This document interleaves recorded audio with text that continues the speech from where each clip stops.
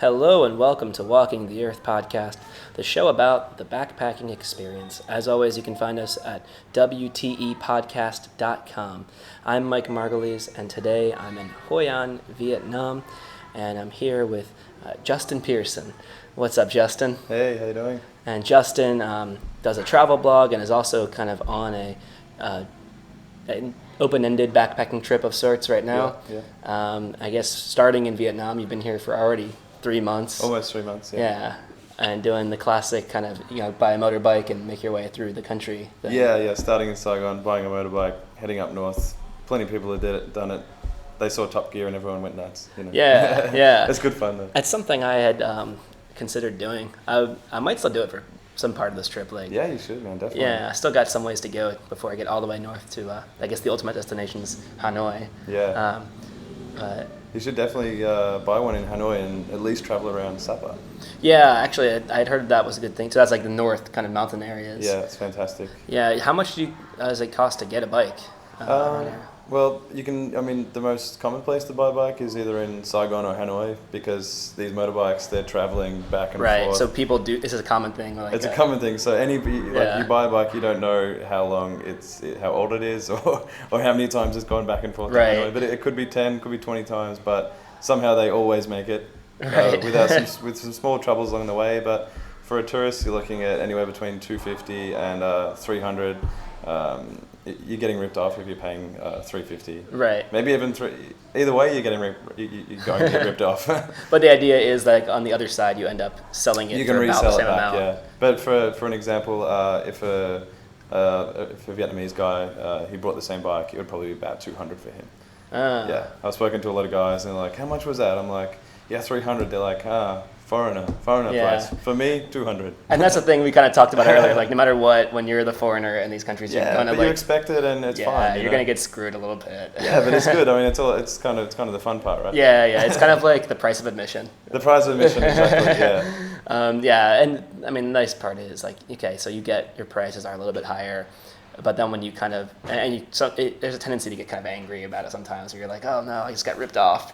But then you like take a step back and say, well, okay, I got ripped off for like $1.50 or something. Yeah, it's like a lot of times for like say a cab ride or something like that. Exactly. Like I guess a motorbike is more like $50, but Yeah, it's most likely a negligible amount. Yeah, But, you rub off the next guy for $50 though. When you sell it. Yeah, but along the way, you're getting Southeast Asia, man. I mean, it's fantastic, and you embrace coming here because everything's so cheap, and if you pay a little extra for something, it's no problem. Yeah, exactly. It's overall kind of, it's a wonderful place. I've been here for 6 or 7 months so far, so clearly something cool about it. Yeah, it's beautiful. It's the vibe, it's buzzing, it's the flavors and tastes and smells of Vietnam are fantastic. The food, it's also fresh. Yeah, you've gotten a very in-depth kind of look at Vietnam. I guess the typical backpacker in Vietnam is doing the 1 month tour, either north to south or south to north, but you're taking the slow way around, which is really cool because I mean I've been to Vietnam. This is my second time in Vietnam.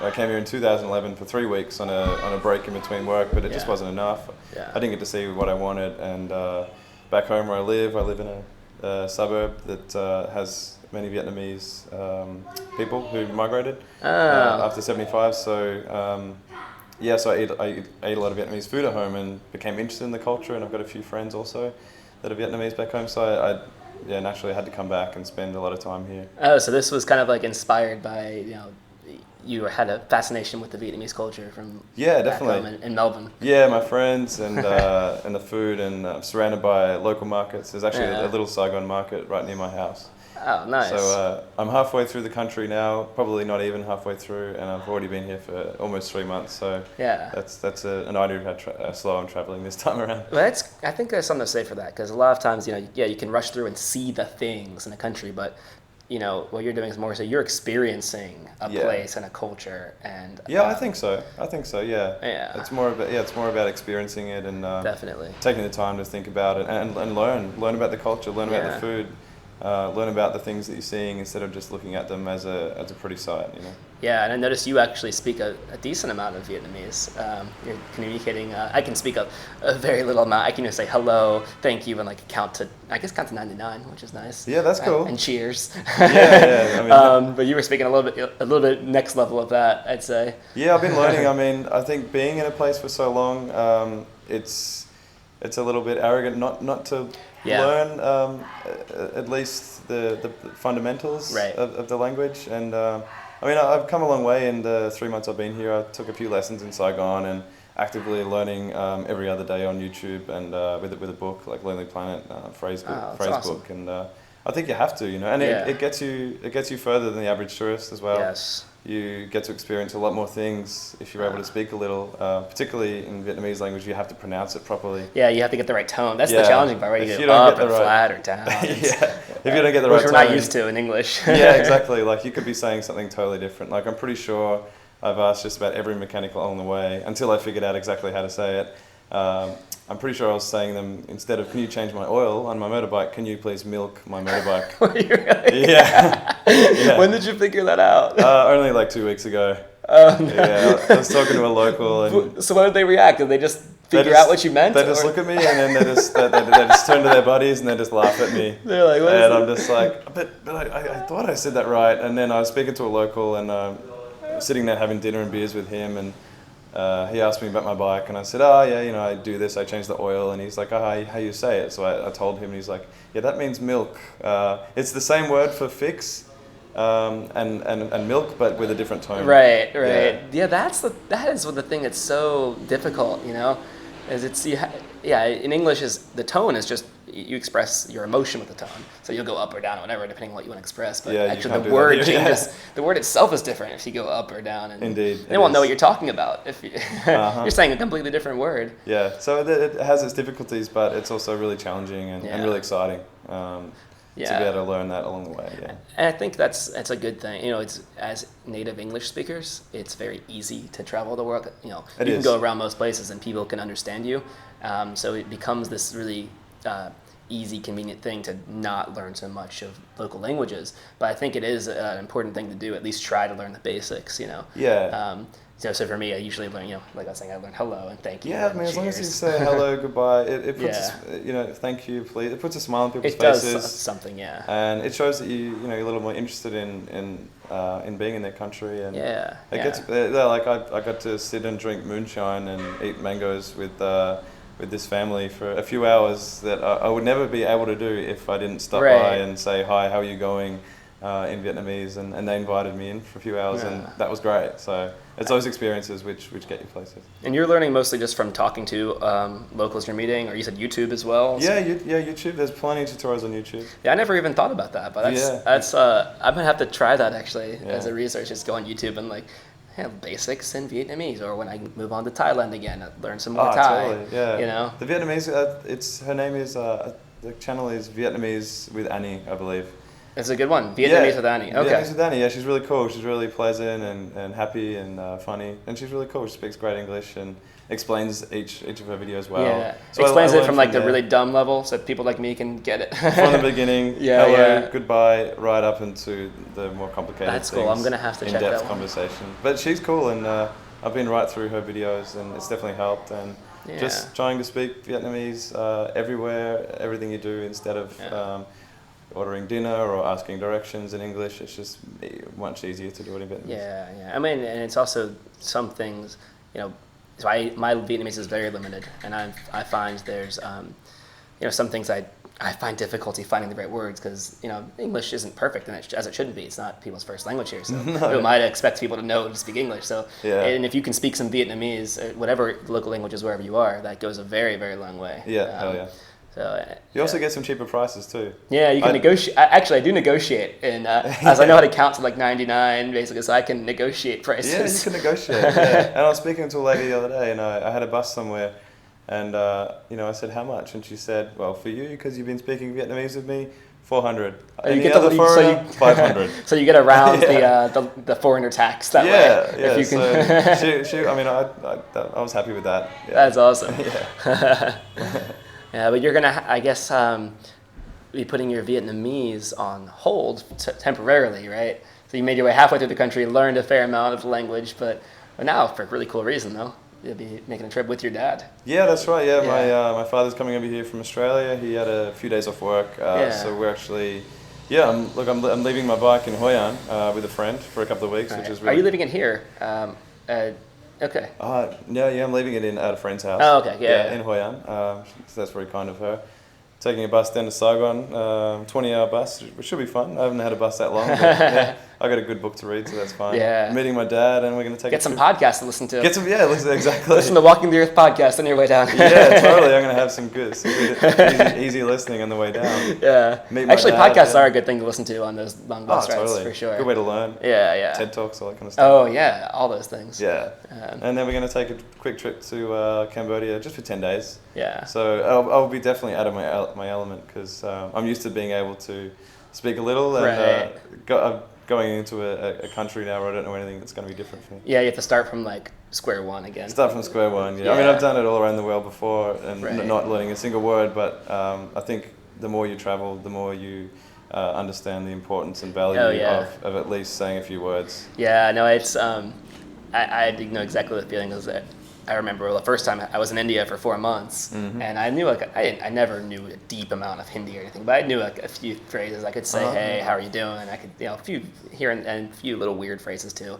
But then landed in Thailand, and I was like, "All right, starting over. I know nothing now." Starting over. So but I feel like once you start learning languages, even just the basics, you kind of know how to do it more along as you you train the brain. You train the brain, which is it's been really refreshing for me, because coming from Australia where you're not really, and having just your buddies and stuff to talk to, you're not actively seeking to learn new languages, apart from in school, of course, but it's really refreshing to be able to train the brain into learning these things again as an adult. Yeah. For me, I would say you're gonna have no problem just picking up at least the basics of Khmer when you're in Cambodia. Yeah. It was actually coming from say Thailand and Laos, Cambodia. That was not so hard just because there were similarities between the languages. Yeah. So you can once I knew a little bit of Thai, you could some of it translated, and some of the words were similar. So that you'll have that in your pocket actually. So you learn some Khmer, then when you make your way through Thailand, or I don't know if you've already been Thailand. A few years ago, yeah. If you know a little bit of Thai, some of it's similar. Okay, yeah. So you'll hear someone say, "Oh, okay, that's easy." Maybe, yeah. Yeah. That's really cool though that you'll get to go on a little bit trip with your dad around these parts. Yeah, definitely. It's something that I never thought would happen, and luckily he's got some time off work, so he's coming to meet me over here, and I mean that's the beauty of travel. I mean it not only opens up doors for yourself, but it opens up new doors for friends and family. Yeah. Creates opportunities for them. Like my friend, he came to ride a motorbike around South Vietnam with me, just for a week. I mean, he had 1 week off work, and that was it. But he's not the kind of guy to travel, and he wasn't inclined to ever do it, but he actually rides motorbikes at home. Oh. And I said as a joke, I'm like, just on Facebook, I'm like, dude, come over and ride. And he's like, okay. Oh, that's awesome. And I wrote back, oh yeah, whatever. Challenge accepted. Whatever, man. He's like, no, I'm serious. He's like, just give me a day, and I'm just gonna cross check with the girlfriend, Oh, that's and awesome. I'll get back to you. And then a day later, he sent me the ticket. He's like, okay, I'll be there on Saturday. That's amazing. And he's like, sweet. So we came here, came to Saigon. We bought a bike instantly for him. Rode around South Vietnam for a week. Came back to Saigon, sold it 3 hours before he had to leave. Got on a taxi. Got to the airport and went home. Were you able to sell it that easily? Oh yeah, you can buy a motorbike in 10 minutes. That's you can amazing. sell it in 10 minutes. Maybe I really ought to do something like this. It's so easy. Yeah. And it's not like back home or in Western, in the States or in Australia where you've got to pay registrations. Yeah. Go through all the process of insurance and putting in your name and everything. I mean, to be honest, foreigners riding motorbikes or scooters in Vietnam they've changed the laws over the past few years. Really? Yeah, I think maybe 2 or 3 years ago, perhaps. Look, I'm not really sure, but they have changed the laws where it is actually not legal, unless you as a foreigner. As a foreigner. Unless you have international. Yeah, international and I'm not quite sure of the procedures, but you can actually get a Vietnamese license. Interesting. If you meet the right people. So it's one of those things where it's illegal, but they let it happen. But that just let it happen. I mean, you can hire a scooter at every second shop. Yeah, exactly. Because I've rented out motorbikes in Saigon myself, and you hear all the time people are buying the motorbikes and doing this. I mean, the downside to it is that the law is always a gray area in these it's a grey countries. area, and it's also a grey area with your travel insurance. So if something happens, they quite often you have to read the fine line print. And the fine print, and it'll say excludes riding motorbikes in Vietnam. I came across a few of those. Specifically in Vietnam. Yeah, I saw that. Oh wow. Yeah, it's because the traffic's kind of crazy and the traffic's mental, but it's somehow there's a method to its madness. And right. It is in a weird way. It kind of works when you're in it. It works, but it also doesn't work. Right. Yeah. Exactly. Like good things happen and bad things happen. Man, it's very, very dangerous. But you just got to be really careful. But, so it's not actually illegal, but you can just pick up a bike and it's yours. So if is there any danger, or are there stories that you know of where, like, say, police pull over foreigners that have bikes and say, hey, you're not allowed to do this, and actually try to shake them down for money and something? Yeah, I mean, I did my fair share of research online before I came, deciding whether or not to do it. And after many hours on forums and things, some people were totally against it. Some people said, well, it's not legal, so you shouldn't do it. Fair enough. Some people said, well, yeah, it's not legal, but you should do it because it's fun and you can. Right. So I was a bit skeptical when I got to the country, and once I saw the craziness of the traffic, I must say, especially in Saigon, I must say I was a little turned off, and I kind of decided just to take public transport, take the bus for a little while until I found a more safer place to ride, perhaps in Dalat, around the Central Highlands or something. But then I just started speaking to a guy who had just ridden in from Hanoi after a month trip.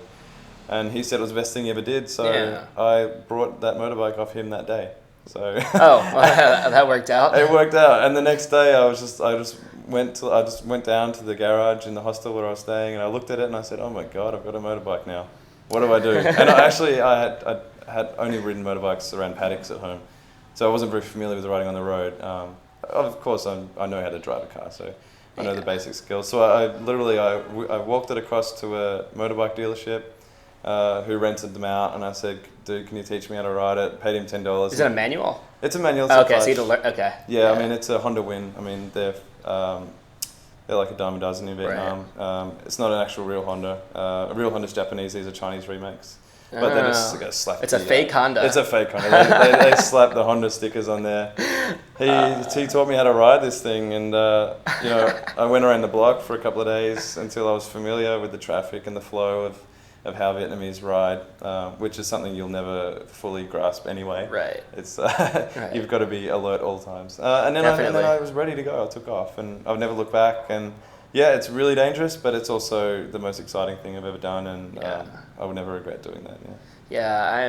The more I kind of think about it, the more I'm very strongly considering doing something like it. Yeah. If nothing else, I'm considering doing at least a shorter trip where I would ride from, say, here to Hoi, which isn't so far. Definitely. And I've heard and you can even like get a local to kind of go with you and show you around the cool stuff along the way and stuff, which would be an interesting kind of experience. But there's part of me that's thinking, maybe just go all out, buy a bike and ride it up there. Or maybe, like you were saying, once I hit Hanoi, do that and kind of do the mountains. Yeah, do the Sapper loop. It's going to be sensational. Because I've got a 3-month visa as well, which I'm kind of a month into.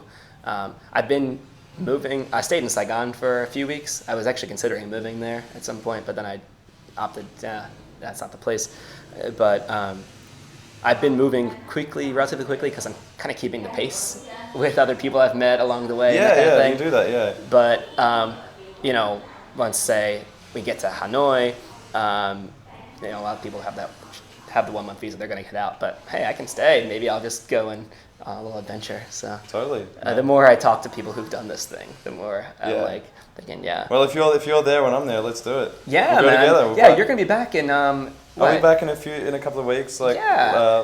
Mid to late August, I'll be back. You know what? That would be cool. I was thinking the one thing that's holding me back on my head thing is I need like a partner in crime. To do it, because I have no problem with doing things solo. I've been doing it, on Yeah, it'd be nice to have almost some a year company. now. Yeah, but if it's good to ride with people, and it's also it's great to ride alone as well. Yeah, yeah. I like them both, and they're both good experiences in their own. Yeah, like sometimes along the way I got really lonely, so there's a company called Easy Rider. In Vietnam, where the people sit on the back and the tourists, the tour guides, I take them around to the cool spots, and it's a really cozy couch kind of on the back of a motorbike. Right. It's really nice. Yeah, well, that's the thing I was thinking about follow doing. Them. I'll see them on the road, and I say, just right up next to them, hey, is it okay if I follow you? You guys come along. Just come along, just follow them. Well, that was the kind of thing I was considering doing from here to Hoi, but like where I have my own bike. So I'll be with like a person, but the stuff doing it, I like driving them, physically driving the bike. So fun, I don't want to just sit in the back. I want to actually be driving the bike. Yeah. But yeah,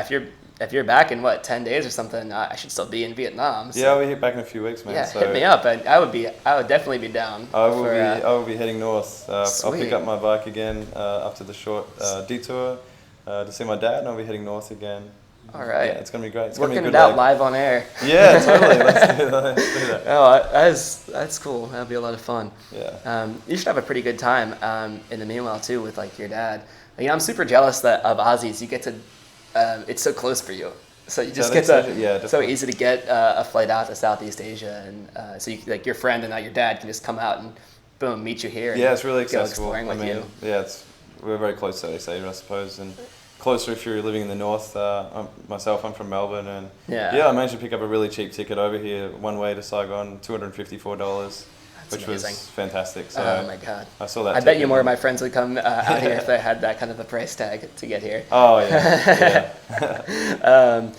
Yeah, that's really cool though. Now, when your dad's coming out to meet you, is he gonna be down for, the backpacking style of travel, unplanned? Not so much. No. So you have to compromise a little bit on that. Yeah, he's a bit of a glam packer, so he needs a little more comfort than I do. Right. So is it all planned out already? I've got an idea of what we're doing. I just need to book some things. So for instance, the bus into Cambodia.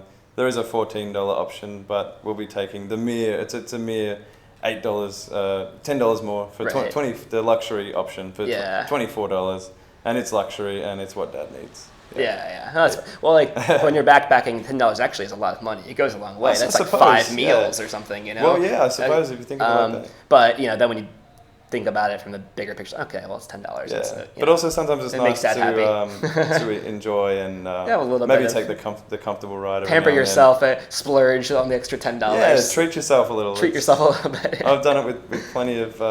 A couple of hotels. I pay a little more when I just need, need a nice bath or something. We all a good hot shower. Well, I mean, even right treat now, myself, I could be staying right now, say in a hostel or for a few bucks cheaper, but I decided to opt for this place. So I have my own private room, but still paying like $10 or $12 a night right now. Yeah, and we're staying with the family, so you get that experience. Where, exactly. They made us dinner the other night. They made me breakfast and lunch today. Like you get to hang out with them, and they offer you. Yeah, we were babysitting the kid today. We're babysitting their kid for 20 minutes. That was fun. Just stick the iPhone in front of him, and hey, dude, play some games. He was excited. Right. So these are the kind of things also with homestays, particularly in Vietnam, where when you're staying with the family, they're very open. Yeah, I found that to be tourists, and really cool. They want to get to know you, and they're interested, and it's really fun. That I think in Vietnam, and I talked about this a little bit in the last episode, that the locals have been particularly friendly, and you say relative to the other parts of this region, and part of it's maybe me, maybe my personal attitude is different now, where I'm kind of trying more to connect more with locals. But I think also something about Vietnam itself, like, I've stayed in guest houses all over the place, but Vietnam is a place where when I'm in a guest house, I just feel like I'm I'm connecting with the people. They're not just treating me like, I'm a customer. I am a customer, but at the same time, you still are connecting. It's like totally. you're like part of the family while you're there. Yeah, definitely. And that's how I felt. Yeah. Like all the different places I've stayed in Vietnam. So it's it's just like a very welcoming sort of it is place. Yeah. They took me. One of the girls here, she took me out for dinner and coffee. Her and some friends of hers. Yeah, we went out for coffee today. The family made me dinner and lunch, and it's great. Oh, so cool. It's so much fun, and they don't expect anything. It's on the house, and here's some beers, drink up, have a few drinks, get drunk, have fun. It's great. It's great to interact and it's make some new friends. It's amazing, actually. So in so I'm coming from Dalat, which you were talking about just a few moments ago, and so the place I was staying there, I ended up just getting in like jam sessions on guitar with like the dad of the house there, and then we were all just kind of doing shots of the rice wine, playing guitar together, and it was just always this something happening every day. It's just and then their friends came over, and like, it was just a super cool experience. We were all just hanging out, playing guitar, having some drinks together. And it's been a very wonderful, welcoming country in many different ways, I'd say. Yeah, totally. And you've had actually, my experience has been, I went to Saigon, Dalat, now here, but you've seen a whole bunch in between. Yeah, you get to see the in between. You get a lot of freedom when you're riding the bike. Yeah. Freedom that you wouldn't have if you were catching a train or something, or a bus, which is the most common way to get through. That's how I've been going so far. You get to stop in those little places along the way and meet people like this that we're talking about. Just in cafes and instant Facebook friends all the time. Yeah, I get Facebook friend requests before I even meet people a lot of the time. Actually, I found like just because I'm in the city or something. Yeah, they love Facebook a bit. So many new Facebook friends, and you get to stop and see the culture and learn about that with the people you meet. And sometimes you might stop somewhere for lunch and you decide to stay for 2 nights because of the people you meet, and it's really cool. And, wow. Yeah. The more I hear about it, the more I want. I'm thinking I'm getting keen to get a motorbike and do this kind of experience. I met this to have these opportunities, Yeah, I went to on the coast. It's called Hoi An, and it's beautiful. I was so almost gonna go there. I was interested in doing there it's off like the tourist trail. That was why I wanted to go actually. It's not like Nha Trang or anything like that. Yeah. I only saw 2 other foreigners there, so it was really nice, and the beach is gorgeous and clean, and the locals are friendly. It's a nice little town, and I was swimming out in the water, and a lot of Vietnamese people I've noticed they're wearing life jackets when they're swimming. Oh yeah. And so this one lady, she was struggling to swim, and I sort of went up to her and I was like, no, you just try like this, and it's going to be much easier for you. Right. Anyway, so use your arms. yeah. So we got talking a little bit, and next thing you know, we got out, dried up, went back for coffee at her place with her family, her father, and her mother and husband and daughters and sons. And I was there for a few hours, and next day we caught up for more coffee. It just happens. That's awesome. Stuff just happens like that, It's fantastic. Yeah, so I was, I kind of went from Dalat to Nha Trang, which is kind of if you're going by bus, you have to go through there. And then I was like, okay, from Nha Trang, I want to go to Hoi An. But the way, because I was going via bus and not driving my motorbike, the bus schedule was, okay, well, there's a bus from Nha Trang to here, to Hoi An, then you can get off in Hoi An. But that leaves at 7 p.m., gets here at Hoi An at 6 a.m. If I want to get off at Hoi An, though, that would mean just hop off at 2 a.m. Mm-hmm. And I was kind of I didn't know how I felt about this proposition of hopping off in a place that I knew didn't have a big tourist infrastructure. People don't speak a lot of English. And they also go to bed probably not a lot earlier than 2 a.m. Yeah. Hopping off in this kind of city at 2 a.m. And, it's kind of thing where, man, if I was doing it via motorbike, I would have been able to kind of more easily really do nice. that. You can plan out your route and just head wherever you like. And I missed out. also taking the roads off the freeways, the key is to stay off Highway 1 first and foremost. It's quite a dangerous road. Is it? Lots of trucks and buses. There are really beautiful stretches of it, and also you have to do Highway 1 to an extent to reach certain places, of course. But I usually opt inland and cutting in and out of the coast, depending on how I'm feeling, if I feel like some inland or some beach life. But the Ho Chi Minh Road is fantastic and less built up, and less trucks, less buses, and it's definitely off the tourist run when all the buses are mainly going up Highway 1. Yeah, and this is the I guess the disadvantage by going by bus. There's a lot of disadvantages by going by bus in this country, I suppose. It's okay. They're very comfortable. They're comfortable. They get you there. And they're cheap. A bus from Hoi An to Saigon is $25. Oh, it's not a bad thing. It's really nice that you have buses, night buses that get you from, I feel like hopping around city to city, for example, in the United States is not nearly as easy as it is in Southeast Asia. No, yeah. Anything can happen in Vietnam very easily. Yeah, it's if I want to go, I can't maybe there is, I just don't know about it, but like I don't know of an easy way to like say find a night bus to go from Baltimore to like Boston or something, you know. But here it's like pretty much anywhere in Southeast Asia that I'm trying to go, I can just find a train or bus. It's so easy. It's an easy country to travel. It's so, which is one of the mind blowing things is it's so much easier to travel out here sometimes than it is back home. I mean, if you don't want to walk 1 kilometer back to your home, sure enough, there's a motorbike taxi who's going to stop and say, "Dude, you want a lift?" You can't be bothered, jump on, give him 20,000.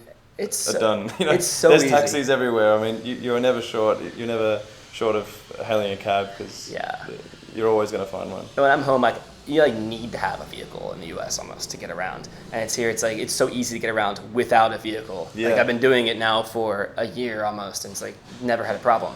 Now that said, it is super convenient and easy, but it does make, I now think about it and I'm like, oh man, I do kind of like the freedom of having a motorbike though. And you take my favorite thing to do is just take some random side roads and head into like farms and rice paddies and things like that. From what I see, they don't look like private property, so I just bet on that and I just ride up there and just see what I can find. And you just get the most picturesque scenery over there, you know, and things you wouldn't see when you're sticking to the main roads. Brilliant. It's great. Well, I'm going to bring things to the wrap up. I have a question we ask each of our guests. Yeah. And so just give us the first answer that pops in your head. Mm-hmm. Everyone's got, say, a bucket list of things in their life. So in your life, what's any one thing that you'd like to do before you kick the bucket? Right. I think I'd like to travel Alaska. All right. I mean, it's quite accessible. It's not too far out of reach. Yeah. So that'll happen one day. But from when I was a kid, I've always had this obsession with Alaska and polar bears and igloos and all that kind of stuff. That's sick. So yeah, I think I'd like to travel Alaska. Do you fancy a summertime Alaska or a wintertime Alaska trip? Winter, cold. All right, so you're gonna go all out. All out, yeah. Yeah. That's sweet. Fur coats, Gore-Tex, whatever I have to do, I'll wear it. Oh, that's awesome. Yeah, I have not ever been to Alaska, but I think I've heard it's beautiful. Actually, the most people I know, like Americans, have go in like the summertime, when you have a lot of daylight and it's warmer a little bit. But I think there's something to say for doing it the hardcore. Well, yeah, maybe experience. when it's easiest to travel. It's definitely when it's easiest. Yeah, maybe the winter's not the best time. Maybe the spring or something. It'll be an experience though. If you go into hardcore winter Alaska, I'm not sure. I haven't really looked into it to be honest, but it's always been something that I've wanted to do, and I'll make it there one day for sure. And also the Laplands in Norway.